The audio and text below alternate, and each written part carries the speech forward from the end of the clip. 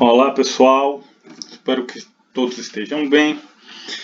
Nós vamos dar continuidade às atividades da nossa disciplina, como prometido, falando a respeito do artigo de revisão narrativa, né, que a gente tem conversado a respeito dele desde o primeiro dia de aula. Já acabei dando algumas dicas, passando algumas informações para vocês a respeito de como deveríamos proceder. A gente vem falar a respeito dele agora. Assim, antes de mais nada, eu gostaria de falar a respeito do artigo e principalmente da importância que ele tem para a gente enquanto músico, enquanto professor de música, enquanto pesquisador, porque muitas vezes nós imaginamos os artigos apenas como obrigações que a gente tem que cumprir para poder entrar no mestrado, para um dia poder fazer um concurso e tal. Mas a gente tem que perceber ele que tem uma importância bem maior do que simplesmente isso. A gente pode se utilizar dessa metodologia científica tanto para aprimorar nossos conhecimentos, como para contribuir com o conhecimento de outras pessoas também. Né? E se a gente compreender ele de uma forma mais clara para que é que serve, fica mais fácil do que imaginar que eles são apenas obrigações. Né? Então, vamos imaginar. Dentro de um determinado tema, uma pessoa se depara com uma pergunta interessante. Porque essa pergunta é o que a gente denomina de problema. Né? Aí vamos imaginar aqui um tema de exemplo que é o seguinte, que eu escolhi. Ó. Músicos que sentem dores em virtude da prática do instrumento. No caso, isso aqui seria o tema. Né? Eu lembro que quando eu tocava na orquestra, muitas vezes eu presenciei cenas em que um colega chegava para falar com o outro e tocava assim no ombro e ai, peraí, ainda que tá doendo, meu ombro tá doendo. Isso várias vezes, o ombro, ou alguma dor na mão. Muitas vezes os instrumentistas eles passam por isso e esse tema acabou me chamando a atenção, né? Então, ó, lembrando, o tema é músicos que sentem dores em virtude da prática do instrumento. Pensando nisso, um pesquisador ele vai fazer o quê? Ele vai desenvolver uma pergunta para a partir dessa pergunta ele elaborar tudo o que vai fazer a respeito da pesquisa, a respeito do que é a missão que ele vai fazer cientificamente, né? E essa pergunta ela vai ser a base de qualquer pesquisa que a pessoa for realizar, seja ela de um artigo da graduação ou da pós-graduação, seja ela uma dissertação de mestrado, seja ela uma tese de doutorado, tudo isso vai partir de uma pergunta. Então, nesse exemplo, eu escolhi a seguinte pergunta: como os instrumentistas podem se preparar fisicamente para as atividades musicais? Né? Porque você pensando, se os instrumentistas eles apresentam problemas com essas dores, a gente pode imaginar que alguma preparação física pode fazer com que eles venham a diminuir essa dor e ter uma preparação melhor para poder ter um bom rendimento, né, nas suas atividades. Então, prosseguindo, lembrando que isso é uma pergunta como um exemplo, né, para que a gente possa aprofundar mais para frente.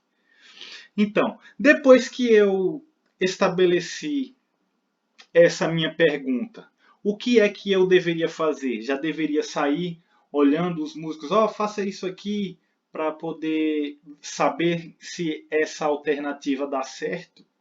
Não necessariamente. O que a gente precisa fazer logo depois de identificar alguma pergunta interessante a respeito de um determinado tema é realizar aí tá, realizam, mas assim, hipoteticamente a pessoa realiza uma revisão de literatura, né?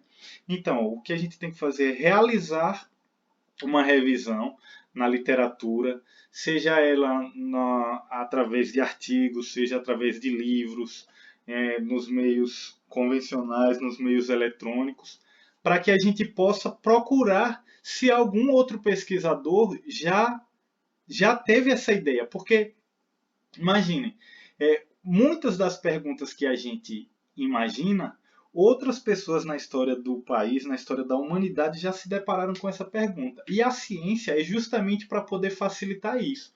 Porque imagina, se tudo que a gente precisar se perguntar, a gente precisar ir procurar uma resposta na prática. A ciência já nos ajuda para isso, porque quando a gente vai acumulando os conhecimentos, cada pessoa vai dando sua contribuição, aí, opa, uma pessoa pesquisou sobre isso, outra pessoa pesquisou sobre o repertório do violino, outra pessoa pesquisou como ensinar música para crianças de 5 anos e tal. Então, a gente utiliza essa revisão da literatura para que a gente possa ver se outras pessoas já fizeram essa mesma pergunta e ver se a gente não consegue encontrar essa resposta. Então, nessa nossa situação hipotética, vimos que o nosso personagem realizou uma revisão na literatura, porém, apesar dessa pesquisa, ele não conseguiu localizar uma resposta exata. Ele pode até ter encontrado algumas pessoas falando sobre o tema, falando sobre a preparação, mas não viu algo que respondesse exatamente aquela pergunta dele. Só que, mesmo não encontrando essa pergunta, existe uma coisa que é chamada de hipótese. A hipótese é alguma ideia que você tem que imagina que seria a solução para aquilo. O que é que a gente pensa nesse nosso tema hipotético? Nesse tema de exemplo, para não confundir as palavras. Nesse tema do nosso exemplo. O que é que os músicos podem fazer para se preparar para suas atividades da prática instrumental? O que se fala muito é que os músicos precisam fazer um alongamento para que evitem as eventuais dores e tal. Aí, essa ideia que a gente tem a respeito do que seria a resposta para a nossa pergunta, a gente chama de hipótese. Né? A hipótese ela pode se confirmar ou não através da nossa pesquisa. Mas a hipótese a gente coloca e depois a gente checa. No nosso caso, do nosso trabalho, a gente vai ver que alguns desses elementos nós não vamos utilizar, mas eu estou passando por isso para que a gente possa ter uma noção exata do que vai ser um artigo de uma maneira geral. Então, vamos supor que a gente identificou um tema interessante, estabeleceu uma pergunta, depois nós realizamos uma revisão na literatura, não encontramos resposta, então, a partir dessa situação, nós decidimos realizar essa pesquisa. Nosso personagem do exemplo resolveu realizar a pesquisa. Então, como é que ele vai realizar essa pesquisa? Primeiro, ele vai elaborar um projeto dizendo tudo o que ele vai precisar para fazer essa pesquisa, estabelecer qual é o tema dele, estabelecer qual a metodologia vai ser utilizada. Depois que ele elaborar o projeto, ele vai realizar a pesquisa. Ou seja, vamos supor que nesse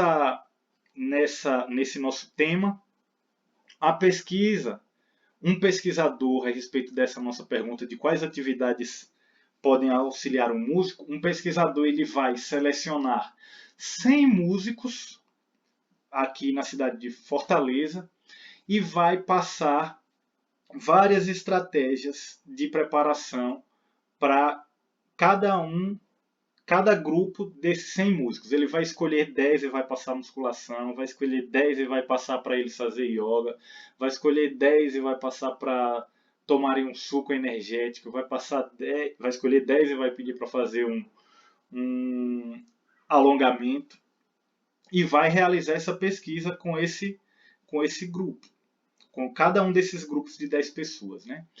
Ao final, ele vai encontrar uma resposta de um grupo que teve o melhor resultado. Vamos supor que o grupo que teve o melhor resultado foi o grupo que tomou o suco energético.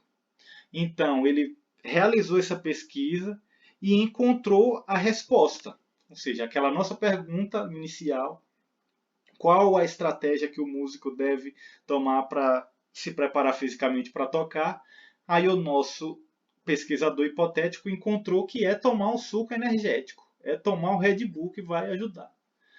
Então, ele realizou essa pesquisa e encontrou a resposta, como a gente diz aqui, ó, o resultado foi encontrado. Então, agora que o nosso pesquisador conseguiu encontrar uma resposta para essa pesquisa, ele contribui para o bem da humanidade, e o que é que ele vai fazer? Vai deixar essa pesquisa guardada no computador? Vai colocar numa gaveta e deixar ela lá guardada? Não, não necessariamente. O que é que ele vai fazer? Ele precisa divulgar essa descoberta para a comunidade acadêmica, para ela ser discutida e avaliada por outros cientistas, por outras pessoas da área de música, da área instrumental, para eles poderem avaliar a metodologia, avaliar o resultado e saber se realmente tomar o suco energético vai ser uma estratégia legal para ser utilizada pelos instrumentistas. Então, como é então que o nosso pesquisador hipotético vai fazer para divulgar esse resultado? Ele vai divulgar através de um artigo científico. Então, o que é o artigo científico? Ele é uma apresentação sintética em forma de relatório escrito dos resultados de investigações ou estudos realizados a respeito de uma questão. Então, no nosso caso, o nosso pesquisador ele não fez a pesquisa, a busca pela resposta. O artigo vai ser um relatório sucinto, sintético, que vai descrever como foi que ele fez a pesquisa e o resultado. Justamente para que ele possa enviar isso para outros pesquisadores e para que essa questão seja debatida. Como diz aqui, considera-se aí o artigo ele vai ser considerado científico justamente porque ele assim considera-se científico o artigo que foi submetido a exame por outros cientistas que verificam as informações, os métodos, a precisão lógico-metodológica das conclusões ou os resultados obtidos. Então, como a gente viu, não é necessariamente assim a gente fala, tem uma coisa que foi estudada cientificamente. Aí, o que é que acontece? Sim, um tema pode ter sido estudado, você pode ver um artigo com um determinado resultado, mas não significa que aquilo ali seja uma verdade absoluta. Imagina, é possível que alguém faça um trabalho desse procurando as medidas de preparação para o instrumentista e que dê o resultado que seja tomar Red Bull? Pode ser. Agora, isso deve ser avaliado por outros pesquisadores para saber realmente se teve alguma falha na metodologia, se não teve. Outros pesquisadores vão replicar essa mesma metodologia para poder ver se encontram os mesmos resultados e a partir daí essa prática vai poder ser recomendada. É assim que acontece com os remédios, assim que acontece com os protocolos da medicina, com as coisas que acontecem. Ok? Então, dando continuidade.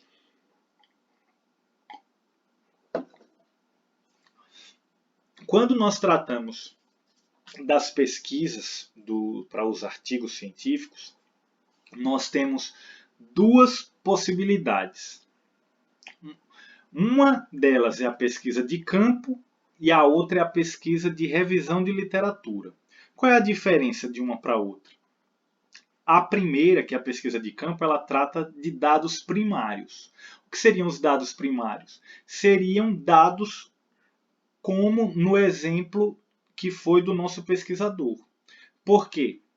Um dado primário, o pesquisador ele foi lá, selecionou 100 músicos para elaborar, para utilizarem as estratégias de preparação e ver qual era a mais eficaz. Então ele foi direto nessa fonte de dados primários para poder realizar a sua atividade. Já uma revisão de literatura que lida com dados secundários, eles vão pegar pesquisas já prontas para poder chegar a um determinado resultado. É como se existissem vários pesquisadores realizando essa pesquisa que o nosso exemplo fez. Vamos supor que esse pesquisador exemplo fez esse artigo aqui em Fortaleza. Outra pessoa fez um na Noruega. Outra pessoa fez um nos Estados Unidos. Então, alguém vai chegar e reunir o resultado desse do Brasil, o da Noruega e o dos Estados Unidos e vai fazer um estudo de revisão na literatura sobre esse tema, que aí ele vai estar tratando com dados secundários, porque não foi ele necessariamente que colheu. Então, por isso é chamada de revisão de literatura. Os artigos de revisão, como eu disse, eles são, assim como outras categorias de artigo científico, eles são uma forma de pesquisa que utilizam de fontes de informação bibliográficas ou eletrônicas para a obtenção de resultados de pesquisas de outros autores com o objetivo de fundamentar teoricamente um determinado objetivo. Né? Eu espero que tenha ficado claro o que é o artigo de revisão, né, que trata de dados secundários. Aí, dentro dessa categoria dos artigos de revisão, ela ainda se ramifica em dois eixos.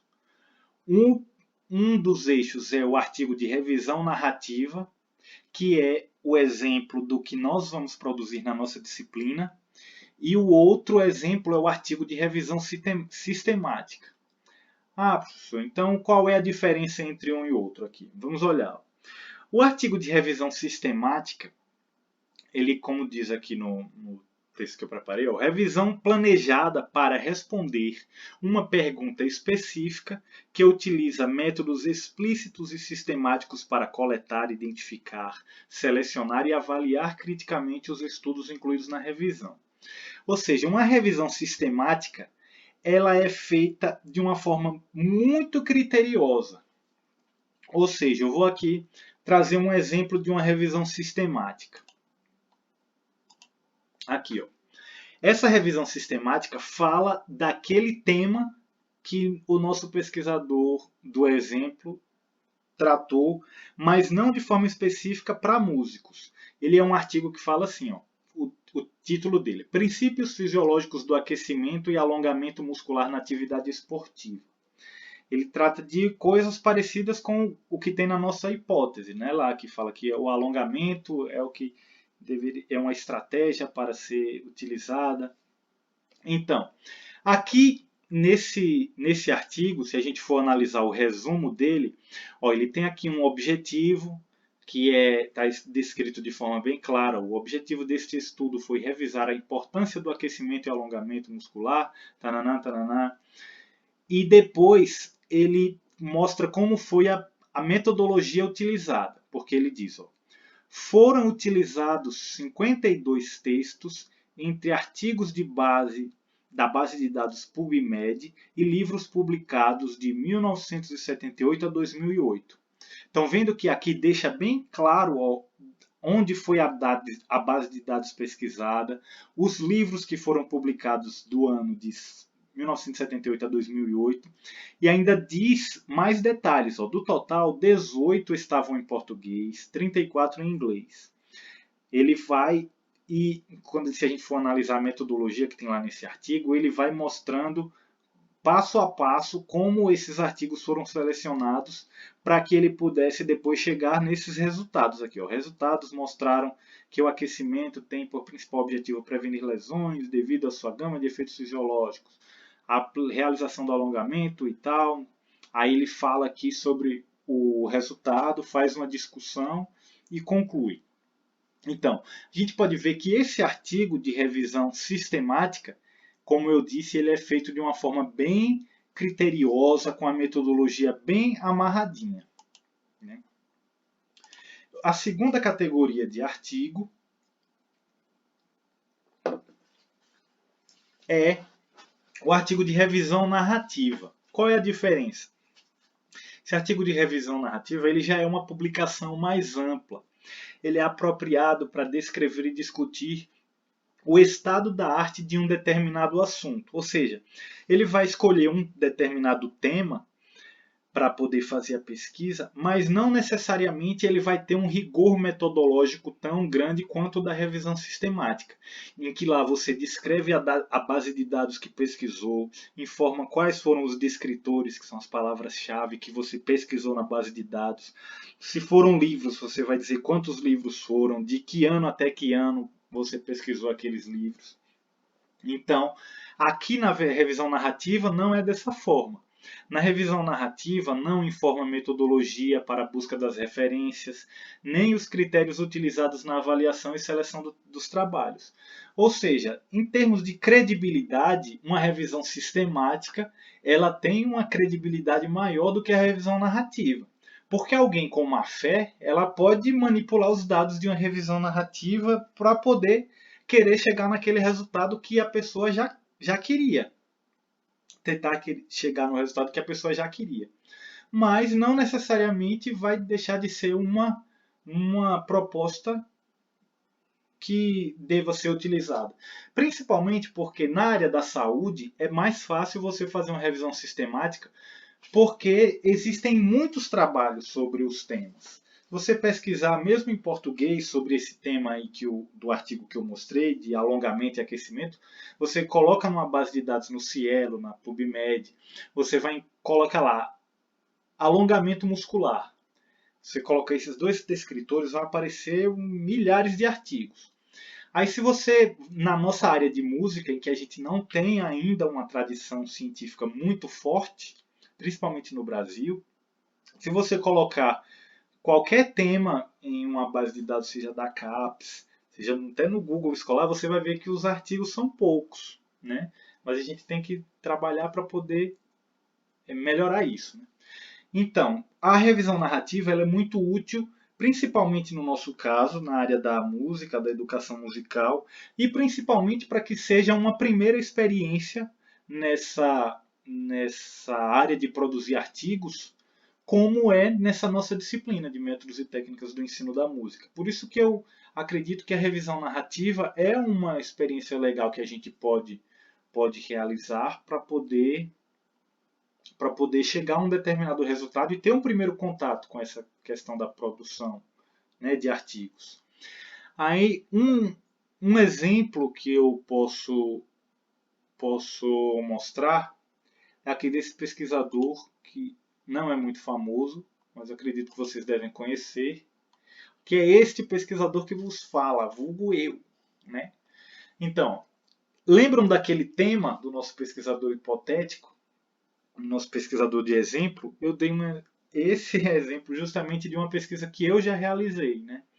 A gente tem aqui, ó, um artigo que eu escrevi e foi publicado nessa revista científica da Associação Brasileira de Trombonistas, né? Foi publicado no volume 2, número 1, e ele tem como título.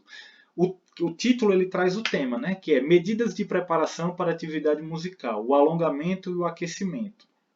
Aqui a gente tem o resumo e eu mostro que o objetivo desse estudo foi identificar as similaridades existentes entre a atividade de um músico instrumentista e de um esportista, além de fazer análise das medidas de preparação para a performance mais recomendadas na literatura em língua portuguesa, né, que, como já sabia, é o aquecimento e o alongamento.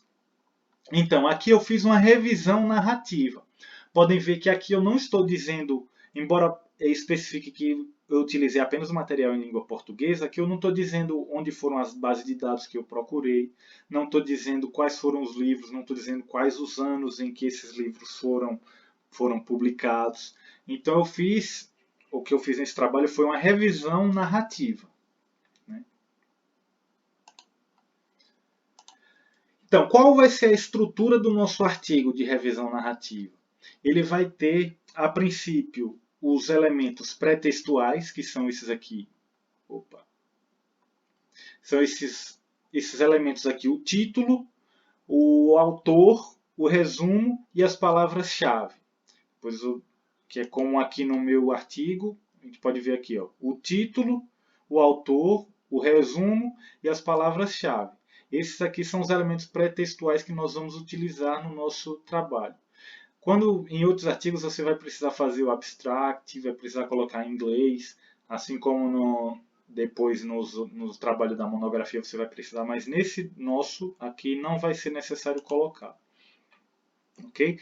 E depois a gente tem os elementos textuais, que são a introdução, a metodologia, os resultados de discussão e a conclusão. E depois a gente vai ter os elementos pós-textuais, que vão ser as referências.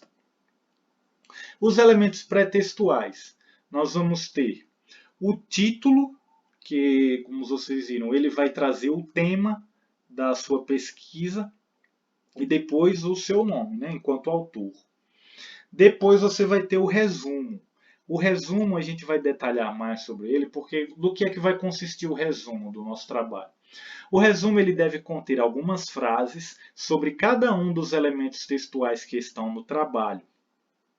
Ou seja, se o trabalho ele vai ter nos elementos textuais uma introdução, com um objetivo no final da introdução, ele vai ter uma metodologia, ele vai ter o resultado e a discussão e a conclusão. O resumo ele vai ter que ter uma ou duas frases sobre cada um desses itens. Vai precisar ter duas frases sobre a introdução, uma frase com o objetivo, duas frases com a metodologia, duas frases trazendo o resultado e a discussão e duas frases com a conclusão. Eu digo duas como hipótese, né? Ou seja, se a pessoa quiser saber tudo que tem no trabalho de uma forma resumida, ela vai precisar, como o próprio nome diz, ler apenas o resumo. Porque imagina, se você tem 100 trabalhos para poder fazer uma revisão, se você tivesse que ler os 100. Não, se você ler o resumo dos 100 trabalhos, você já vai saber o que é que foi encontrado naquele artigo ali. Aí, se você quiser saber de detalhes, você vai ler o artigo todo. As palavras-chave elas vão descrever e auxiliar na identificação do trabalho em buscas nas plataformas digitais. Ou seja, essas palavras aí elas não estão à toa. Elas vão servir para caso você vai fazer uma pesquisa em um determinado assunto, como esse, de alongamento. Quando você vai procurar em uma base de dados, aí você pesquisa alongamento, o seu trabalho vai ser identificado para aquela pesquisa em virtude das suas palavras-chave. Elas vão facilitar isso.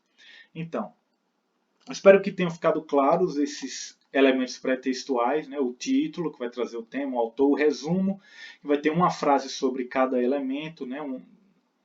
Algumas frases sobre a introdução, algumas frases sobre a metodologia, algumas frases sobre o resultado e a discussão, algumas frases sobre a conclusão e as palavras-chave, que podem ser 3 ou 4 aqui no nosso trabalho.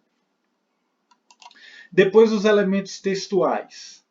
Nos elementos textuais a gente vai ter a introdução, a metodologia, os resultados e discussão, que podem ter seções definidas pelo autor com títulos e subtítulos de acordo com as abordagens no assunto, a conclusão e depois as referências. As referências já são elementos pós-textuais. Nós vamos olhar cada um desses itens. A introdução ela vai servir para definir os conceitos relativos ao tema do trabalho. Ou seja, vamos supor que algum de vocês vai fazer um trabalho relacionado a ensino coletivo de violão. Então, nessa primeira parte do trabalho, você vai ter que conceituar cada um dos seus temas que vão ser utilizados. Ou seja, você vai conceituar ensino coletivo, que significa procurar na literatura o que é que pesquisador já disse, o que é ensino coletivo e colocar, olha, nesta pesquisa estaremos utilizando a abordagem de fulano, 2008, que diz que ensino coletivo é tal coisa, tal coisa e tal coisa. O ensino coletivo do instrumento violão, que o violão para tal pessoa, para tal pesquisador significa isso, isso e isso. Se tiverem dois pesquisadores com pontos de vista e com conceitos conflitantes, contrários ou opostos, você vai expor os dois e vai dizer que nesta pesquisa estamos utilizando o conceito de fulano de tal, embora Ciclano utilize esse outro conceito nessa pesquisa. Quando nos referimos a ensino coletivo de violão, vamos estar utilizando o conceito de fulano de tal. Aí no final da introdução você vai colocar o objetivo do trabalho. Ou seja, se no nosso trabalho o objetivo, começando por verbo no infinitivo, também assim como o que a gente fez lá no planejamento, mas no final, pode ser o último parágrafo de preferência da introdução, você vai colocar: o objetivo deste trabalho foi analisar as propostas de preparação para a prática musical e a performance. Então você coloca isso aqui no seu final, que é no final da introdução, que é o objetivo. A metodologia ela vai descrever e conceituar a metodologia utilizada na pesquisa. No nosso caso, a gente vai estar utilizando a metodologia de revisão narrativa. Então, a gente precisa procurar algum pesquisador ou em um livro de metodologia científica, algum pesquisador que diga o significado de metodologia para que a gente possa colocar no nosso trabalho. Então, se a nossa metodologia, a gente vai dizer, olha, a metodologia utilizada é a revisão narrativa, que para o pesquisador X, revisão narrativa significa isso, isso, isso e isso. A gente vai construir alguns parágrafos dessa forma. Então, depois da metodologia, a gente vai ter os resultados e discussão. Aqui é o momento em que você vai fazer a revisão, como eu falei. Se você escolher um tema de ensino coletivo de violão, no seu trabalho, você vai procurar os trabalhos que falam a respeito de ensino coletivo de violão e aqui vai apresentar o resultado. Olha, tem um trabalho de São Paulo que o pesquisador X realizou uma pesquisa sobre ensino coletivo e deu tal resultado. Depois teve um trabalho na Bahia que o pesquisador Y fez esse outro trabalho. Depois teve uma pesquisa em Minas Gerais que o pesquisador Z fez e deu esse outro trabalho. Aqui nesse item é onde você vai descrever o resultado e discutir quais foram os resultados dessas pesquisas dos autores. Né? E na conclusão você vai resumir todos os itens da pesquisa de alguma forma e reiterar os resultados. Ou seja, tudo que teve no texto, você vai dar uma pinceladazinha aqui na conclusão e reiterar os resultados que foram encontrados. Bem, pessoal, é isso. Eu espero que essa explanação tenha ficado clara para todos e eu sigo à disposição de vocês para que entrem em contato ou através do grupo ou através do WhatsApp e a gente vai buscar uma forma de fazer o acompanhamento da produção desses artigos que vocês vão estar fazendo. Ok? A gente entra em contato. Até mais. Espero que o vídeo tenha ficado claro para todos. Tchau, tchau.